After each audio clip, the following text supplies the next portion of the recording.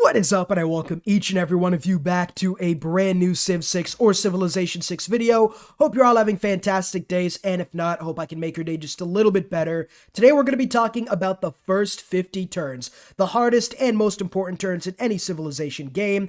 Now, I don't really have too many game modes, or too many big mods on, and I am playing China on deity right now. I just did random Civ, so even though we are playing China, it's not going to be a China-specific strat. It's more or less going to be an all-encompassing strat that you can use in any game, any Civ, and win even on deity difficulty. It's a first 50 turns guide, so we're going to be talking about the first 50 turns, evidently enough. But yeah, in this guide I'm going to show you how to absolutely bonk deity, become a menace to deity, menace to society, essentially, when it comes to playing Civilization. If you follow this guide and it works out well for you, you're going to win 99.9% of your games. That's just a fact. It's backed by a Harvard study, by the way, so definitely, I'm not bullshitting here, okay? It's a Harvard study, no doubt about it. But really, we're going to talk about what you need to do for the first 50 turns, and let's get into it right now. Now, the goals you want for the first 50 turns are a couple. You want to get 3 to 5 cities, 3 to 5 units, 1 friend, 10 potential cities, 2 strong cities, establish a perimeter, and identify your mid-game strat. Now, let's start with the 3 to 5 cities. 3 to 5 cities is essentially what you want by 50 turns. Sometimes more, sometimes you could get by with less. But, you know, the more cities you have in this game, the better. They're the most important part of the game. You want 3 to 5 units so you can deal with barbarians and early aggressors you have nearby. You want 1 friend so you have a trading partner. I didn't mean to move this guy. So you have a trading partner and you have a potential ally against an early conquest. Like if Montezuma comes to goat to your butt cheeks, you do want somebody to help you defend against Montezuma. Although if you do start near Montezuma, probably a reroll, I'm going to be honest with you. Other than that, the 10 potential cities is 10 cities you could definitely take, if that makes any sense. It's kind of goes hand in hand with establishing a perimeter. You want to settle your city sort of strategically so that you have spots in between where the enemy AI won't be able to steal, and you'll eventually be able to get those 10 cities. 10 cities is pretty much the bane of any AI's existence. If you get 10 cities in most games, the game's over. You should be able to come out and win unless you're like a total newbie player. Although if you're a total newbie player, you're not getting 10 cities in the first 100 turns. Other than that, you do want also 2 strong cities. Now, strong cities, one of them's usually going to be your capital. Those are going to be your cities that are going to be really nice, that could build almost anything, and that are going to be the backbone of producing stuff in your empire and your future spaceport cities. Now, the first thing we're going to talk about is where to settle the capital city. This is going to be, it's probably the hardest decision you will ever make. It's akin to choosing a starter Pokemon in Pokemon. It's definitely important, and you do want to make sure you choose the right one and a backbone of your empire. The capital is 99% of the time going to be your strongest city, so settling a weak capital is going to make the rest of your cities weak. Now, you want a couple things. I'm going to give a TLDR pretty much. You want 2 tiles, 2 food, 2 production, and 3 food tiles with 3 food. Obviously, if you get like a 3 food, 2 production banana tile, you're going to want to settle that almost immediately. But even if you don't get that, you should be okay. Just make sure you have a couple 2, 2, and 3 food tiles. If you start like in the middle of the tundra, like if I started right over there, and let's imagine none of the map existed and I just had 1 food and 1 2 tiles, that's a reroll unless you want to challenge yourself. But the best spot for me to settle right now would either be over here, I think, honestly. I'd get the 3 food tile very soon. I'd get another 2 production, 2 food tile, and I'd be able to immediately start on the 2 food, 2 production silk tile, and the extra culture would help me extend my borders faster, so I'd be able to get the rest of the tiles I need a lot faster, and I'd be able to get my civics a lot faster as well. So let's go ahead. We're going to spend a turn to move across the river. A lot of people don't like moving their settler on the first turn. It doesn't matter, all right? Spending 1 turn to move your settler isn't going to break the game, you know? You don't automatically lose or put at such a bad disadvantage. Like, you don't lose a lot, all right? Move your settler if it's a really good spot, but I'm just going to follow what the advisor says. Move across the river, spend a turn to get into a good position, and we'll immediately get the silk tile. Now, you always want to move your warrior first, even if you're not going to be able to sort of explore, like kind of right here. I could have just moved the settler. The warrior wouldn't have mattered even if I moved them first, but it's sort of like a habit to get into. And if you do that all the time, maybe you'll find a much better spot, and you might spend a turn or two to get into a really, really nice capital spot, which is worth it most of the time. So we're going to move that settler there. We're going to settle the city in the next turn, and we'll get into what we need to start in the first city. So here we go. We're going to make sure we work this tile. It's automatically going to be on that, which is great. We'll talk about the build order first. What do I need to build? Now, there are a number of options you could go. You could go double scout into settler, double scout into builder into settler, scout, builder, monument, settler, double warrior into builder. There's a lot of stuff you could do, right? The best one I have found most of the time is click the Q button up here, double slinger into monument, into settler. I love this start. I don't like scouts at all. I think they're absolute garbage, so I'm not even going to bother with them. I don't need builders right now anyway, because they're not really going to make too much of a difference until I get mining, irrigation, and the only thing I could really build right now is a farm. So getting a builder early on isn't the best idea. And then we'll get a settler right afterwards. It gives me the early defense I need, 3 units, and if I start near somebody, I could beeline archery, upgrade these guys into archers, and 2 archers and a warrior is more than enough to defend yourself 99% of the time. The monument's literally going to double my culture from 2 to 4, and the settler's going to help me get a really quick second city, which is nice. Now, civic-wise, what is the civic order going to be? A very important part of the game is the civic tree. It's a tech tree for culture, pretty much. You don't want to be an uncultured swine. You want to get to the really good late game ideologies like democracy, keep the people free. Communism's pretty good for a science victory as well. And yeah, you want to get through the civic tree, gives you powerful policy cards and stuff like that. You're always going to have to research code of laws first. Now, about political philosophy is where the first 50 turns is usually going to end, so you do want political philosophy as fast as possible. The best thing I usually find is to go foreign trade into early empire into political philosophy for a number of reasons. Number 1, discovering a second continent and getting your city to 6 population is a lot easier than building 3 tiles and building any district, especially with the build order we have.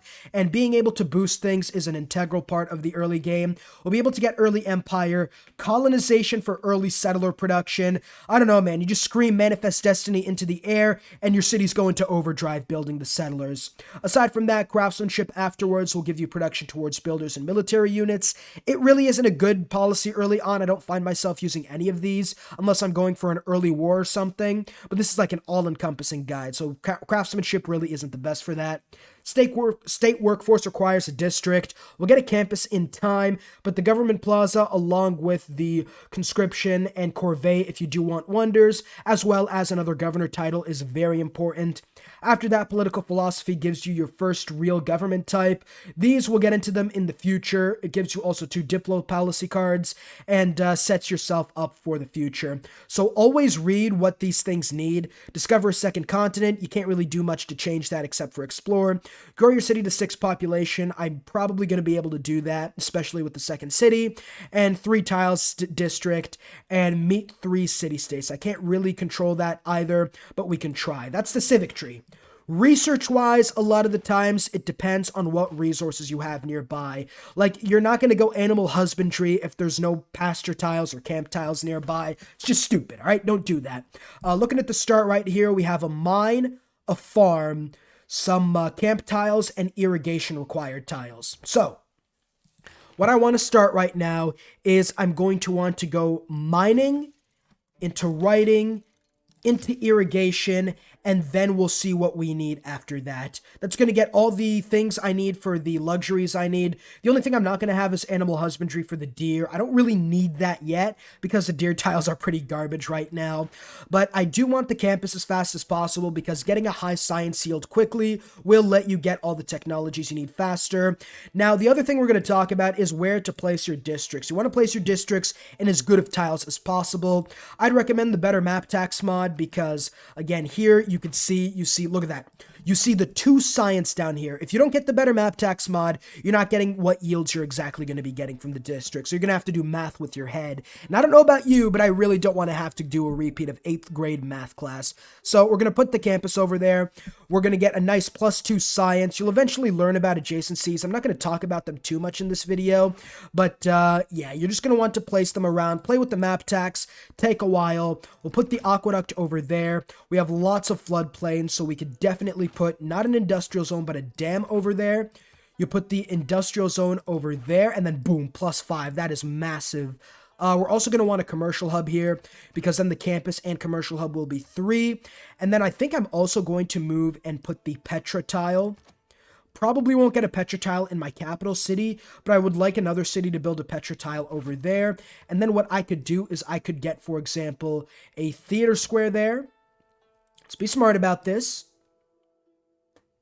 Okay, I could build the theater square there, and then here I could build an entertainment complex, and I could get another wonder. I could get the Coliseum here. Don't build too many wonders if you're new to the game. You just got to get a feel for when you can and can't build wonders. Petra, Coliseum, Temple of Artemis are usually easy to build, so if you do want to go for a wonder, go for those. But looking at this right now, I have really good 3 Science 3 Commercial Hub tiles. I have a really good +6 Industrial Zone tile, +4 theater square tile, and I could put a government plaza over here. It gives 1 adjacency to all adjacent districts, so we now have +6 theater square and +7 industrial zone, and that's a really good start. So let's move our warrior. You can see here there's a city-state there. We'll go meet them. If the borders are like that, it's a city-state. If the borders are like that, it's a civilization. So let's hit next turn. That's pretty much going to be the early game. There's Nan Mandol. Now each city-state gives you an envoy if you find them first, and you're going to be able to get a really nice ability early on, 1 culture in the capital, putting us at 3 culture per turn. We are a cultured species. So let's go ahead, move up north. We'll continue exploring. Always move on to the hills if you want. And again, we do want to find potential second cities. Now, over here is a pretty good second city. Settle near rivers and fresh water when you can, because it gives you a housing bonus. But this city's really good because the reef tile is going to give me a really nice campus immediately as well. And then we could do the same thing, put like a commercial hub over there, make them 3-3. And I could build an aqueduct over there near fresh water. And then I could do the industrial zone over there, and that's back-to-back really good industrial zones. And then over up here, I could probably end up building another district. Maybe another, It's hard. I think I'll go for another theater square up there, maybe, just to get a nice +7 IZ. That's really good. Let's next turn it. You want to place the map tax and get as many cities as you can. Do be careful of barbarians. If a scout comes nearby, just say your prayers. They will literally have more units than any AI invasion force you will ever see. That isn't even a joke. Barbarians are worse than enemy wisdom, AI early on. Authority. So there's Code of Laws. A lot of the time you're going to want Discipline and God King for barbarian strength and to get the early Pantheon. If there's no barbarians, go Survey. And if you already are making Faith, go Urban Planning, I think. This is pretty much going to be the nice and early build order. Let's move the Slinger down south. Looking at the desert down there doesn't seem to be a lot of food, so that's going to kind of suck to put a city down there. But if we're able to get the Petra, all of these tiles are going to be a lot better. Let's get the tribal village. You do want these goody huts, steal other people's things. Pretty much you're just going to want to manifest your destiny and steal whatever you can find. That gave me a nice civic boost, I think. Mysticism. That's decent, I guess. There's a lot better ones, like extra population sometimes. But as you can see here, we grew to 2 population. I like working food tiles afterwards just to get my city to 3 a lot faster. And we'll move down there, an industrial zone over there. And then I could get myself maybe 1, 2, 3, maybe a commercial hub over there. That's really good. So you can see I have 3 really strong cities mapped out. Nan Mandol's probably going to take that tile. So I put the commercial hub in one of these 2 tiles, I guess. Let's keep moving east. You can move south. There's a second city-state, the city-state of Mitla. Haven't met a civilization yet, so that kind of sucks in a way, but it's also good because I don't have to worry about enemy city-states. And I'm not going to place any more map tax aside from cities. We'll place another tile over there, and I'm going to be kind of quick about it, I guess. We've already explained everything. I think we found a civilization. Yep, that's a civilization. First civilization. The other thing you could do early game, you could go to war with the city-state. They have walls in the higher difficulties, so a lot of the times it's not worth it. But like Nan Mandol's in a really good spot, so I think eventually taking out that city-state's a good idea. So it's one of my potential cities, I guess. I'm not going to do it in the first 50 turns, though. There is Genghis Khan. Genghis Khan and China don't really go too well together, so we're going to try to keep our distance from him for the most part.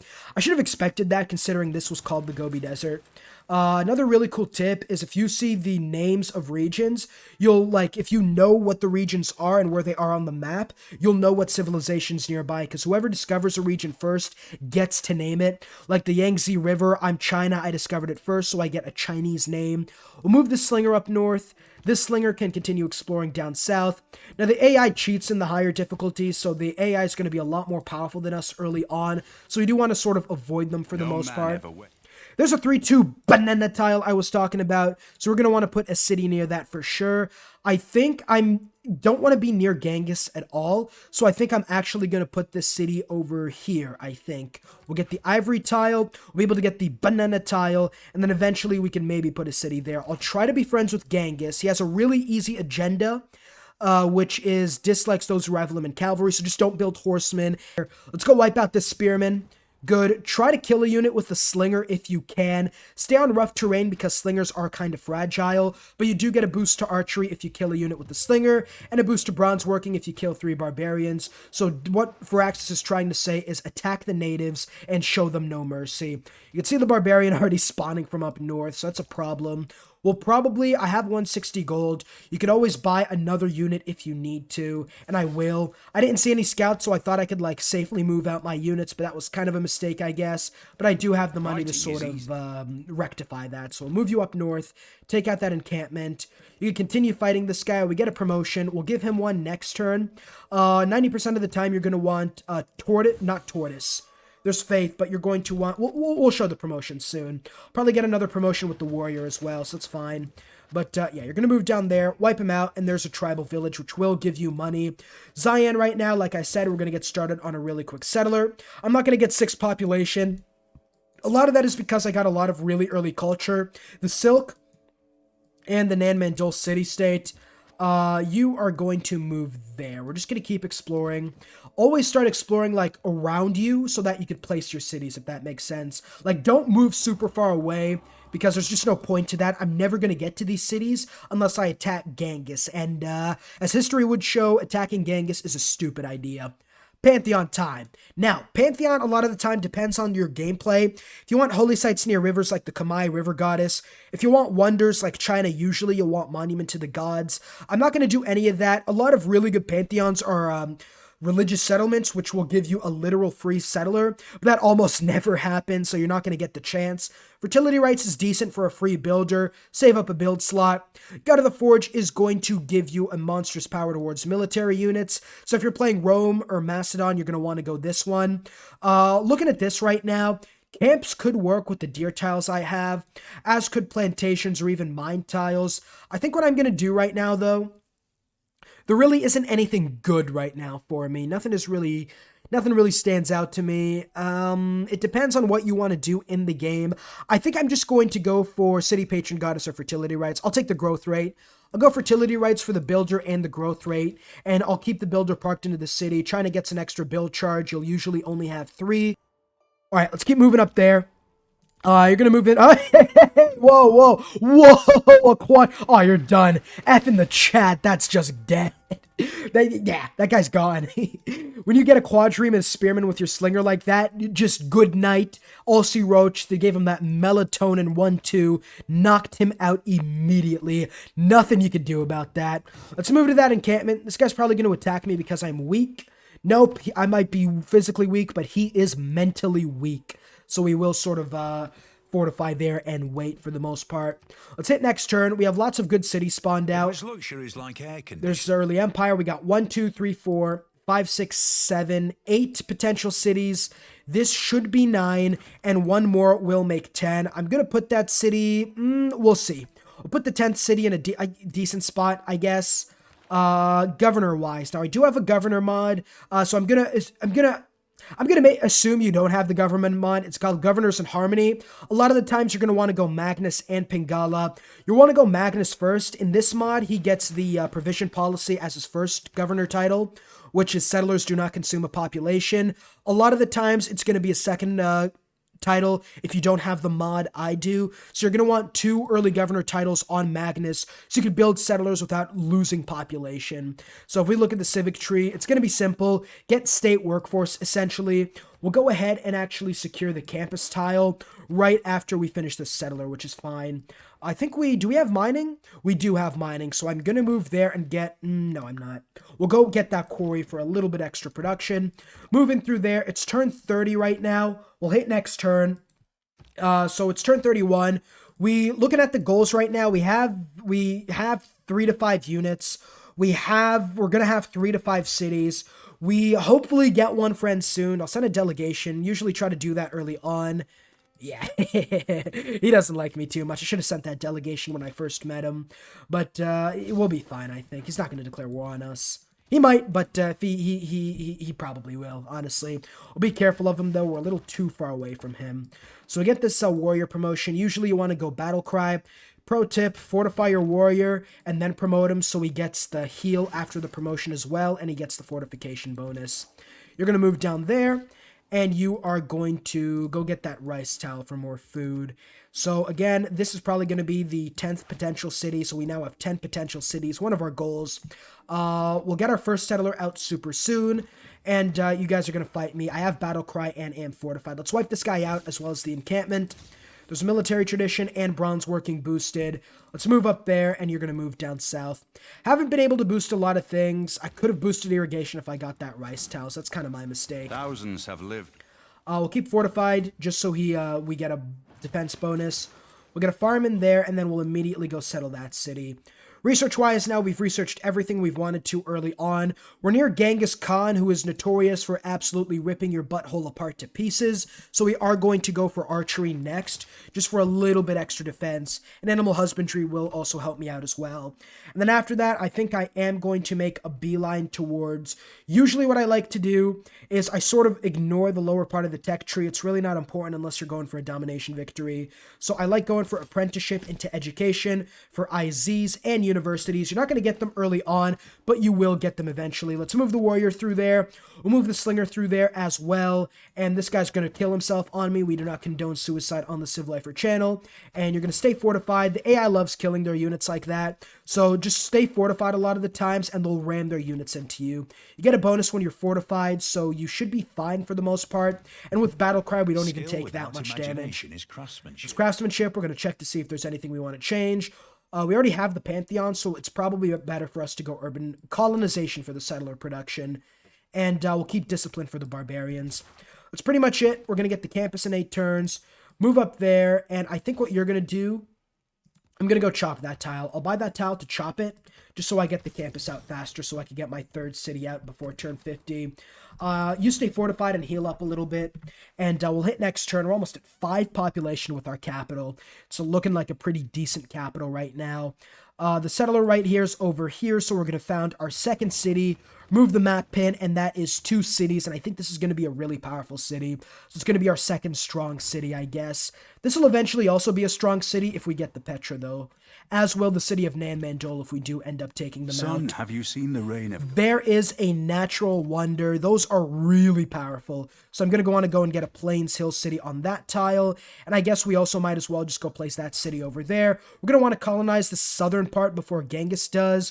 But this is a lot more than 10 cities, so we don't need to colonize this part for the most part, if that makes sense. Like, if we don't end up getting these cities, it's fine. Let's continue exploring. I want to get that tribal village with the slinger. And I guess you could come deal with the barbs as well. And over here, you are going to make sure Zian's working that city. And he is. So let's chop him. Campus is coming now in 2 turns, and we could get our 3rd settler. There are no dogs in... There it is, and I do want to now go get irrigation for the amenities. Amenities help you grow, pretty much. And if you get, like, 3 amenities, you'll get a 10% bonus to everything. Like, this is -1, so I'm getting a 10% debuff, which kind of sucks. There's a campus. We boost state workforce. Here in Zion right now, I am going to get our next settler. It'll be out by around turn 50.